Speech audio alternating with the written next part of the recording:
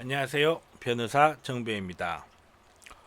오늘은 의외로 굉장히 많은 분들이 문의를 하는 사고인 낙상 사고에 대해서 한번 이야기를 해볼게요.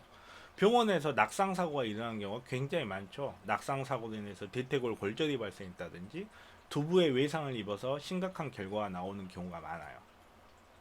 특히나 최근에는 요양병원들이 많이 생기면서 간병사들, 요양보호사들과의 관계에서 법률적 문제가 일어나기도 해요. 그러면 어떤 경우에 과연 병원의 책임이 인정이 되고 역으로 어떤 경우에 병원은 그 책임에서 벗어날 수 있는지 이 부분을 한번 좀 살펴볼 거예요. 이 부분에 대해서는 굉장히 유명한 판례가 하나 있죠. 2005년 판례긴 한데요. 병원 내에서 일어난 사고이긴 하지만 공작물 설치 보존상의 하자 여부를 통해서 이 부분을 해결을 했어요.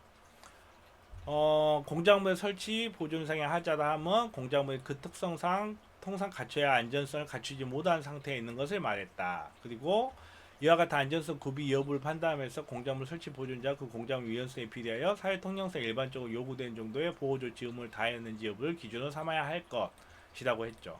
그리고 병원 내에서 이것이 나타났을 때 이 병원에서 이 사건 화장실의 미끄럼 방지하기 위한 사회 통상적인 일반적으로 요구되는 방어 의무를 다했는지 이 부분 등을 판단을 하면서 화장실이 미끄럼 방지 기능 이 화장실의 미끄럼 방지에 대한 것을 충분히 하지 못했다라는 것을 이유로 낙상 사고 책임을 인정했고 다만 책임을 30%로 제한을 했어요. 뭐 물론 여러 가지 이유를 설신을 하긴 했지만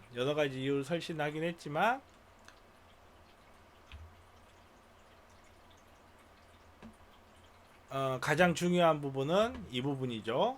피고 병원이 리모델링 공사하면서 미끄럼 방지 타일로 교체했던 점표를 보면 이 사건 사고 당시 미끄럼 방지 조치가 불충분했을 것으로 보이고 환자의 미끄럼 사고는 정상인의 경우에도 흔히 일어나는 사고로서 특히 고등이 불평한 환자들이 생활하는 병원의 경우에는 보다 엄격한 기준을 적용한 것이 타당하므로 피고 병원이 이 사건 사고가 일어나기 전 미끄럼 방지 작업을 1회 실시하였다는 사실만으로 방호 조치를 모두 다 한 것은 아니다. 이렇게 판단을 한 거예요.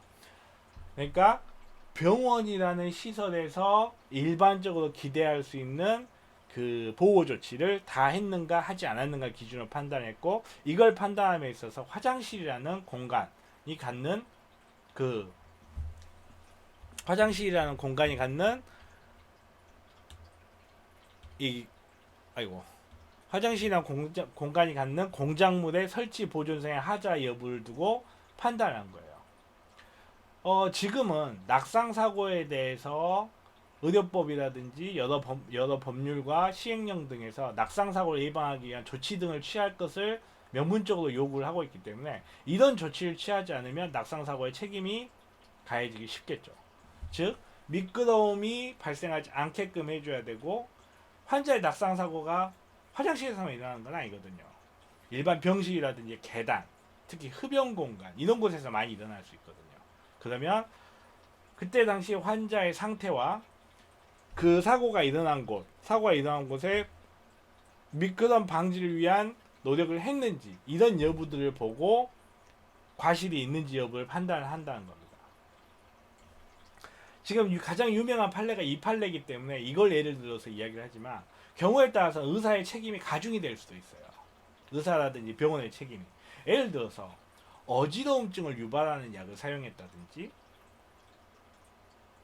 환자의 상태가 혼자서 걸어다닐 수 있는 상태가 아닌데 혼자서 걸어가게끔 방치했다든지 혹은 뭐 여러 가지 환자의 상태에 복용하는 치료를 어떤 종류의 치료를 받고 있었는지 이런 여부에 따라서 병원의 주의 의무는 얼마든지 올라갈 수 있습니다. 그래서 단지 미끄럼 방지를 위한 하자 혹은 낙상을 방지하기 위한 침대에서 낙상을 방지하기 위해 사이드 레일을 올렸다든지 이런 거 여부로만 낙상에 의한 의료 손해배상이 인정될지 안 될지 여부를 100% 판단할 수는 없다는 거예요.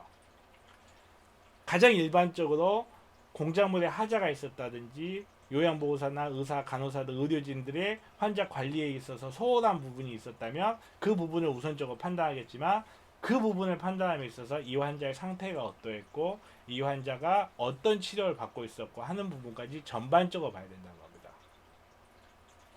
아무리 미크론 방지 시설을 잘했다 하더라도 예를 들어서 환자에게 어지러움증을 유발할 수 있는 약물, 쉽게 넘어질 수 있는 근위 환자라든지 뭐 예를 들어서 쿠에티 같은 강한 수면제, 진정제 같은 걸 치료를 받고 있는 환자에게는 넘어질 수 있을 거나 H 가능성이 더 강해지는 거잖아요. 이런 경우에는 의사나 의료진의 주의 의무가 훨씬 높아지기 때문에 공작물에 하자가 없었다 하더라도 낙상 사고에 의한 책임을 묻게 될 수 있다는 거죠. 그리고 최근에 대형 병원에서 대부분 낙상 예방 교육이라는 걸 실시하고 환자들 머리맡에 낙상 예방을 위한 뭐 지침 같은 걸 부착해 놓기도 하는데 만약에 이런 부분이 누락돼 있다면 마찬가지로 낙상 사고를 위한 최선의 노력을 다하지 않았다라고 해서 주의 의무 위반이 될 수도 있다는 겁니다. 의료사고는 일률적으로 평가할 수 없는 경우가 많아요. 낙상이면 무조건 된다. 뭐 어떤 경우는 무조건 책임을 물을 수 있다. 이런 게 거의 없어요. 반대로 어떤 경우에는 절대 의사가 책임지지 않는다. 어떤 경우에는 책임이 없다. 이것도 성립하지 않아요. 따라서 어떤 종류가 됐건 의료사고가 의심이 되면 전문가와 상담을 받아보시는 게 굉장히 중요합니다. 자, 오늘은 이만 마치고요. 오늘은 낙상에 대해서 이야기를 해봤어요. 자, 유익하셨으면 좋아요, 구독하기, 알람 설정까지 부탁드리겠습니다. 지금까지 변호사 정변이었습니다.